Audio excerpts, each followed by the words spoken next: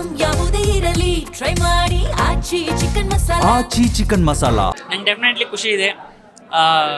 ನಾನು ಆವಾಗಲೇ ಹೇಳ್ದಂಗೆ ನಾನು ಸಿನಿಮಾ ಬರೋದಕ್ಕೆ ಮುಂಚೆನೇ ನಾನು OTTಯಲ್ಲಿ ಒಂದಷ್ಟು ಈ ಥರ ಪ್ರಯೋಗಗಳು ಅಥವಾ ಪ್ರಯತ್ನಗಳನ್ನ ನಾನು ಮಾಡಿದ್ದೆ. ಹನಿಮೂನ್ ಅಂತ ಒಂದು ವೆಬ್ ಸೀರೀಸ್ ಮಾಡಿದ್ದೆ. ಇಕ್ಕಟ್ ಸಿನಿಮಾ ರಿಲೀಸ್ ಆಗಿತ್ತು. ಸೊ ನನಗೆ ಈ OTT ಸ್ಪೇಸ್ ಅಂತ ಏನು ದೂರ ಏನಿಲ್ಲ. ಸೊ ನಾನು ಆವಾಗಲಿಂದನೂ ಈ ಸ್ಪೇಸಲ್ಲಿ ಬೇರೆ ಏನಾದರೂ ಮಾಡಬೇಕು, ಬೇರೆ ಪ್ರಾಜೆಕ್ಟ್ಸ್ಗಳು ಮಾಡಬೇಕು ಅಂತ ನನಗೊಂದು ಆಸೆ ಇತ್ತು. ಬಟ್ ಆ ಥರದ್ದು ಯಾವುದೂ ಪ್ರಾಜೆಕ್ಟ್ ಸಿಕ್ಕಿರಲಿಲ್ಲ. ಲಕ್ಕಿಲಿ ಶ್ರೀನಿಧಿಯವ್ರ ಕತೆ ಇದು ನಮ್ಗೆ ಭಾಳ ಇಷ್ಟ ಆಗಿ ಓಕೆ ಇದನ್ನ ಸೀರೀಸ್ ಮಾಡಲೇಬೇಕು ಅಂತ ಅನಿಸಿ ಮಾಡಿದ್ದು. ಸೊ ಈಗ ಈ 3 ಎಪಿಸೋಡ್ ನೋಡಿ ಎಲ್ರದ್ದು ಏನು ರಿಯಾಕ್ಷನ್ ಸಿಗ್ತಲ್ಲ, ಸೊ ಅದ್ರ ಬಗ್ಗೆ ನನಗೊಂದು ಖುಷಿ ಇದೆ. ಅಂತ ಸಾರ್ಥಕ ಅಂತ ಅನಿಸುತ್ತೆ. ಹೌದು,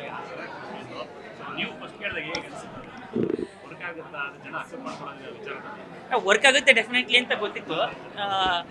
ಅಂದರೆ ಓವರ್ ಕಾನ್ಫಿಡೆನ್ಸ್ ಅಂತಲ್ಲ, ಅಂದರೆ ಏನಾದ್ರು ಕೇಳಿದಾಗ ಮಜವಾಗಿದೆ ಅಂತ ಅನ್ಸುತ್ತಲ್ಲ, ಅದು ಅನಿಸಿತ್ತು. ಇನ್ನೊಂದು ಏನು ಯೂನಿಕ್ ಅಂತ ಅನಿಸಿತ್ತು ಅಂದರೆ ಯೂಶ್ವಲಿ ಈ ಫ್ಯಾಂಟಸಿ ಅಥವಾ sci-fi, super natural, magical realism ಇವೆಲ್ಲ ಹೆಂಗೆ ಈಗ ಎಲ್ಲೋ ಬೆಂಗಳೂರು ಅಂತ ಸಿಟಿಯಲ್ಲಿ ಅಲ್ವಾ, ಈ ಥರದ್ದೇನೋ ಒಂದು ಆಗುತ್ತೆ ಈ ಥರದ. ಬಟ್ ಇದ್ಯಾವುದು ಹಂಗಿರಲಿಲ್ಲ.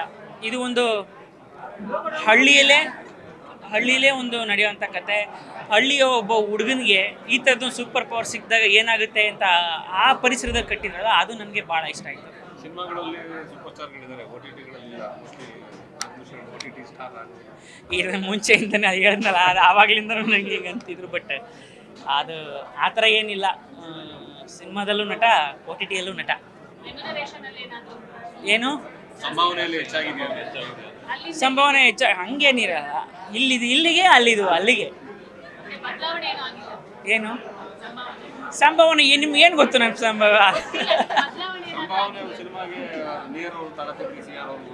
ಅವ್ವ ಇದು ನಾನು ಜೆರಾಕ್ಸ್ ತಗೋತಾರೆ ಬಂದರೆ ನಾ ತಗೋತಾ ಇಲ್ಲ. ಅಲ್ಲ, ಯಾವುದೇ ಕಂಟೆಂಟ್ ಆದರೂ ಅಷ್ಟೇ. ಈಗ ರೀಲ್ ಜಗತ್ತು ಈಗ ನೋಡ್ತಿದ್ದಂಗೆ ಸ್ವೈಪ್ ಮಾಡಿ ಇಟ್ಬಿಡ್ತಾರೆ. ಸೊ ಅಂಥದ್ರಲ್ಲಿ ನಾವು ಇದು ಎಷ್ಟು 6 ಎಪಿಸೋಡ್ ಇದೆ. ಪ್ರತಿಯೊಂದು ಎಪಿಸೋಡ್ ಒಂದು 20 ನಿಮಿಷ ಇದೆ. ಸೊ ಈ ಒಂದು ಹತ್ತತ್ರ 2 ಗಂಟೆಗಳ ಕಾಲ ಜನರನ್ನು ನಾವು ಕೂರಿಸಿ TV ಮುಂದೆ ಕೂರಿಸ್ಬೇಕು ಅಂತಂದರೆ ಅದು ಕಂಟೆಂಟ್ ಚೆನ್ನಾಗಿದ್ರಷ್ಟೇ ಜನ ನೋಡೋದಕ್ಕೆ ಸಾಧ್ಯ. ಸೊ ನಮ್ಮ ಸೀರೀಸು ಅಷ್ಟು ಚೆನ್ನಾಗಿದೆ, ಅಷ್ಟು ಚೆನ್ನಾಗಿ ಎಂಟರ್ಟೈನ್ ಮಾಡುತ್ತೆ ಅನ್ನೋ ನಂಬಿಕೆ ಮೇಲೆ ಅಷ್ಟೇ ನಾವು ಮಾಡೋಕ್ಕೆ ಸಾಧ್ಯ. ಹಾಗೆ ಬಂದಿದೆ ಕೂಡ. ಸೊ ಪ್ರೇಕ್ಷಕರು ದಯವಿಟ್ಟು ನೀವೆಲ್ಲ ಸೀರೀಸ್ನ ನೋಡಿ, ನಿಮಗೆ ತುಂಬ ಇಷ್ಟ ಆಗುತ್ತೆ ಅಂತ ಮಾತ್ರ ನಾನು ಹೇಳೋಕ್ಕೆ ಇಷ್ಟಪಡ್ತೀನಿ. ಒಂದು ದೊಡ್ಡ ಕಲಾವಿದರ ದಂಡು ನಮ್ಮ ಸಿನಿಮಾದಲ್ಲಿದೆ. ಅವರೆಲ್ಲ ಸಹಕಾರ ಇದೆ ನಮ್ಮ ಸಿನಿಮಾಕ್ಕೆ.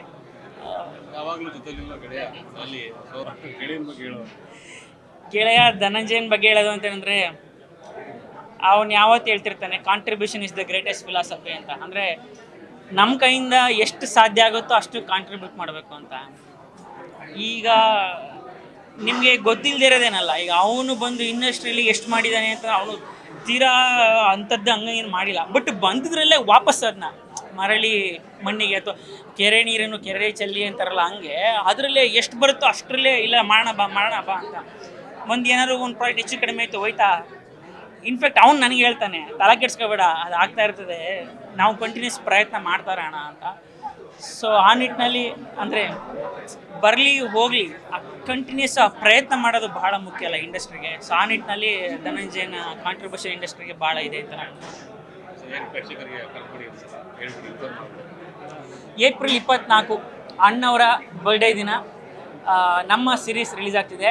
ಸೀರೀಸಲ್ಲಿ ಬರುವಂತಹ ನನ್ನ ಪಾತ್ರ ಒಬ್ಬ ಅಣ್ಣವರ ಅಭಿಮಾನಿ, ಫ್ಯಾನು. ನಾನು ನಿಜ ಜೀವನದಲ್ಲಿ ಕೂಡ ಅಣ್ಣವರ ಅಭಿಮಾನಿ. ಸೊ ಆವತ್ತು ನನ್ನ ಸೀರೀಸ್ ಜೆರಾಕ್ಸ್ ರಿಲೀಸ್ ಆಗ್ತಾಯಿದೆ. 6 ಎಪಿಸೋಡ್ಸ್ ಇದೆ. ಹತ್ತತ್ರ ಒಂದು 20 ನಿಮಿಷ ಒಂದೊಂದು ಎಪಿಸೋಡು. ನಿಮಗೆ ಯಾವುದೇ ಕಾರಣಕ್ಕೂ ಬೋರ್ ಹೊಡಿಸಲ್ಲ, ಮಜಾ ಕೊಡುತ್ತೆ ಸೀರೀಸು. ದಯವಿಟ್ಟು ನೋಡಿ ನಿಮ್ಮ ಪ್ರತಿಕ್ರಿಯೆಯನ್ನು ಹಂಚ್ಕೊಳ್ಳಿ. ನಿಮ್ಮ ಒಪಿನಿಯನ್ನ ಜೆರಾಕ್ಸ್ಗಳು ಮಾಡ್ತಾ ಹೋಗಿ ಅಂತ ಹೇಳ್ತೀನಿ. Thank you.